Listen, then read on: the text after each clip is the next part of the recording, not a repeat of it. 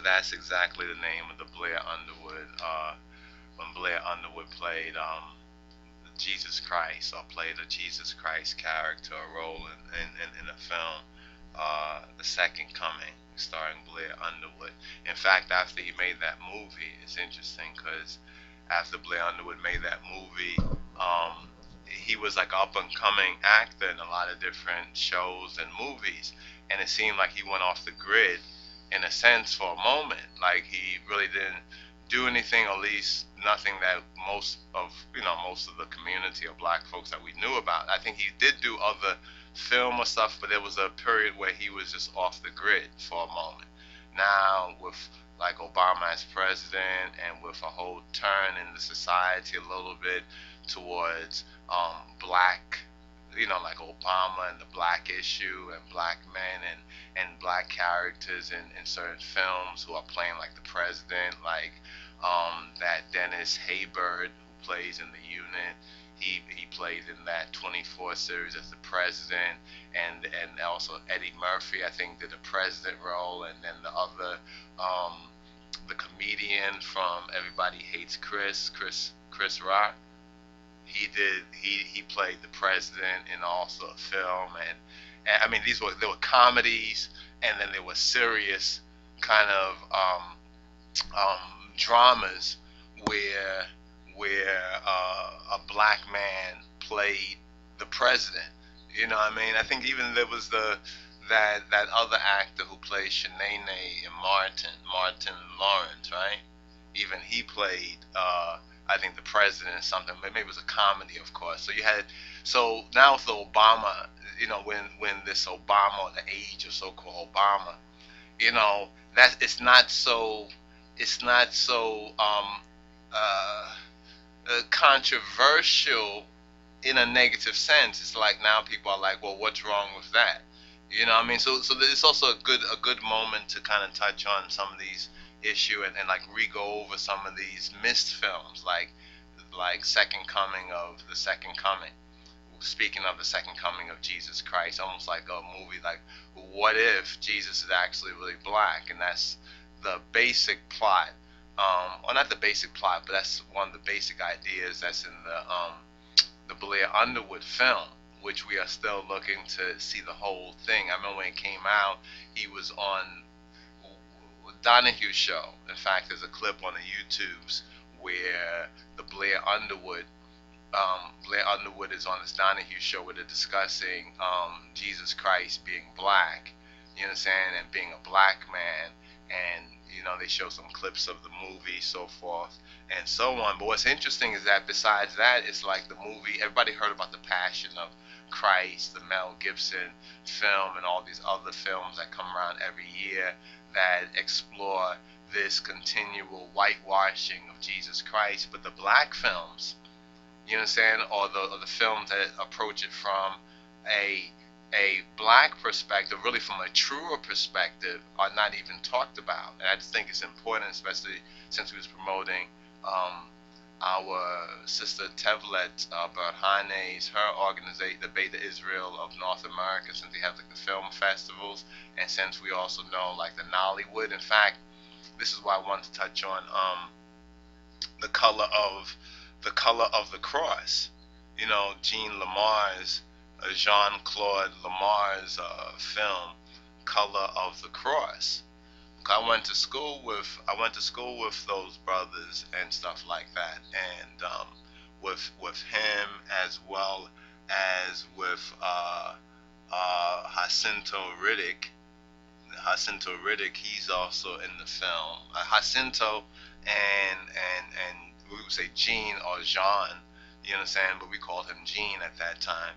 You understand? I went to school with those brothers, and it's interesting how we all have kind of, I wouldn't say evolved, but how we all have kind of developed over the years. I guess you can call it, in a positive sense, an evolution of consciousness.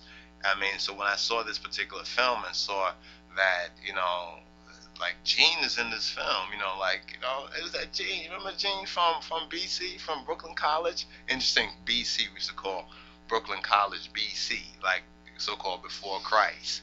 And now he's doing this film, or he did this film, Color of the Cross. And I've asked a lot of folks, you know, even in the consciousness community and even among Rastafari and others, have you seen this film? A lot of folks haven't seen this particular film, Color of the Cross.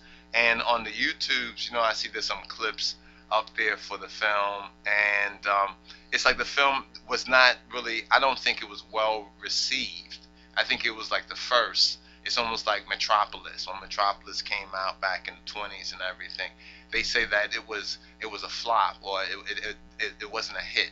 You understand? It was so far advanced that people could not really grasp it. People could not really understand it.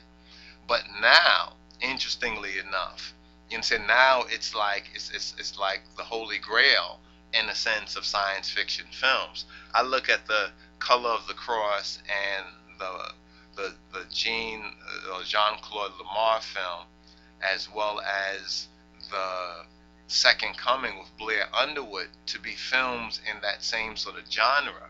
And it's important that we ourselves even discuss and share this with each other and say, hey, have you checked out Color of the Cross? You really need to check out Color of the Cross. What I like about Color of the Cross, I have to really see the fullness of Second Coming, the Blair Underwood film. And that film has been hard to kind of trace and search out. It's out there, but it's been kind of hard to find. So if one-to-ones are out there and have this film, hey, make a copy of it, you know, and send it to us if you can. The Blair Underwood Second Coming. If you've checked out the film, if you have a pretty good copy of it, make a copy of it, and we definitely will, you know, gift you as well with something. You know, we'll work something out. We'll barter, exchange, or something like that.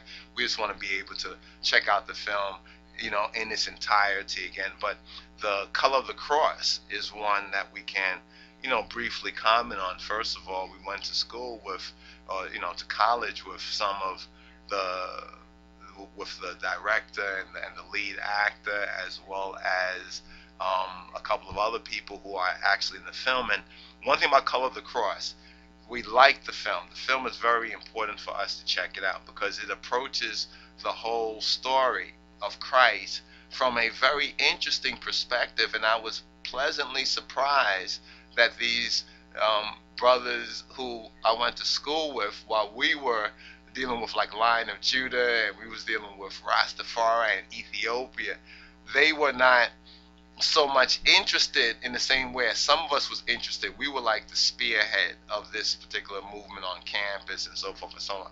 But as our black brothers and other black people, since we were still in a sense the minority to a degree on the campus, it was mainly a white Jewish college and everything, it was still something that still attracted a lot of interest. But you know, with black folks like us talking about, you know, Ethiopia, Haile Selassie, Rastafari, we the lost sheep of the house of Israel, a lot of folks are not interested even in our own community right now, as some of us are. Some of us are the spearhead of that. You know, we're the ones who, we could say, got the spirit, you understand? And so therefore, we're spearheading this issue. We're pushing the issue. Don't give up on these other brothers and sisters, though they may even seem to be seeming ridiculing it to a degree. It's just because they don't know. You understand? They don't know. It's a process of education. A lot of these things we're not taught in school, and the curriculum doesn't really, we have to reinvent a curriculum for ourselves, and especially for our children, because as long as we rely on the outer society to tell us these things, the whole history of black progress in America and coming from slavery has been really us pushing the envelope, you know, or kicking the can down the street, or us making the moves, us doing something. It's not coming from the society, it's so-called a white Eurocentric Anglo-American society. They could care less. They care less about it, and they've developed this attitude even among a lot of us to be care less about it. But the Color of the Cross, why I think this film is so important for us, I think there's a discussion that really goes along with the film, and a lot of folks haven't even gotten to see the film Color of the Cross. So for our part, we want to at least remind those who hear and listen to our voice to check out Color of the Cross. You understand? To get a copy of it and hopefully get your own copy of it, but definitely to check out Color of the Cross, because it's approaching the crucifixion of Christ. You understand? From a very unique but yet biblical and historical perspective, that in the time of Jesus Christ, Yeshuwa, Yeshua, there were two type of Jews already even at that particular time. And that one of the possible motives for crucifying Jesus Christ or Jesus Christ in the time that the Bible records was this black Jewish, white Jewish, you understand, or true Hebrew black Jews like Jesus and other Jews clashing. This was a clash between two forms of Judaism. And this is one of the parts that I was a little bit disappointed in the film. I must admit, I was a little disappointed in the film, though still you know, loving the film for its other values and the other perspective. But I thought that this is an area of the film that perhaps they could have gone into a little bit more. You understand? In fact, I probably got to watch the film again myself. But it's something I wanted to talk about because, like now what we're dealing with the whole black Jew, black Hebrew, white so-called Jew, who's the real Jew, the Falashas in the state of Israel, us over here in America, you understand, others in other parts of the world, this clash between the ethnic Hebrews, the black Hebrews or the black Jews to say, and the white or European Jews. We think maybe it's a new thing. It seems like a new thing to some. But as black people begin to recover their identity, it's really an old story. And the film Color of the Cross, the Claude Lamarre, the Jean Lamarre film, who stars some of our old college buddies, Jean and Jacinto, his sister Elizabeth, and they've done Jean did a couple of other films as well, which are very interesting as well. But this particular film, I know he probably has gone through a fight putting out this film. I know it probably has not been easy. I saw it on the YouTubes. There's a couple of interviews where, like even on Fox News, he did an interview on Fox News. There's a couple other trailers and promotionals for the film, so forth and so on. But whenever I ask folks, have you seen this film? I mean, there's only a few of us out here who've seen the film. You know, and even though we offer for education only, you know, for educational purpose only, copy of the film, even in spite of that, still there hasn't been much of a viewing. You see what I'm saying, on this particular film. And we have to understand how art and books and literature don't really reach their goal if the community doesn't really support it, and if the community is not conscious enough, is still at a low level of consciousness or subconscious, then they really are not able to support. So this film has kind of come across in a subconscious way, in a sense, and a lot of folks may have heard about it or something about it, but there hasn't been the motive. You know, because a lot of churches are not going to probably play this film for folks. In other words, something big has to happen in society. You know what I mean? Something really like Obama got to say something about Jesus being black or something like that for the focus of the regular folks to get back on it. You know what I mean? Like when Reverend Wright talked about Jesus, you know, when they had a sermon of his in the Trinity Church that Obama and his wife and the family went to, then we had a big discussion. I mean, that was interesting. Then there was a big discussion. But what we have to recognize that when the ball is in our court, we got to run that ball like when we're playing ball. You know, when we got the ball and we're a team, you know what I mean? If I got the ball and you're my blockers and we're a team, we know what to do, right? We should know what to do. We shouldn't be like, okay, what do we do now? because the other team is approaching, coming down, feel hard on us. You understand? They're gonna hit us. You understand? We got to run this ball. You know what I mean? Because if they get the ball, they're gonna run it into our end zone and they're gonna score a point. You understand? So we're gonna have to be willing and able. You understand? To function as, but the key word right there is a team. The key word right there is a team, because we're not able to function as a team. You understand? Then we might have the ball. The ball is in our court. You understand? But we lose the ball. We don't score any points. We don't score any runs. You know what I mean? We lose the game. And this has kind of happened to us often. Issues would like almost like come into our field. We would have the ball and we'd be surprised. Oh, I can't believe I got the ball in my hand. What? You know, can you believe that? I got the ball. We need to cut that out and need to operate with the ball. Not be all, I'm so surprised. I didn't understand. You know, like getting high off of the fact that we got the ball. No, let's get high off the fact that we're scoring points. You understand? We're defeating the opposition. You understand? We're beating them.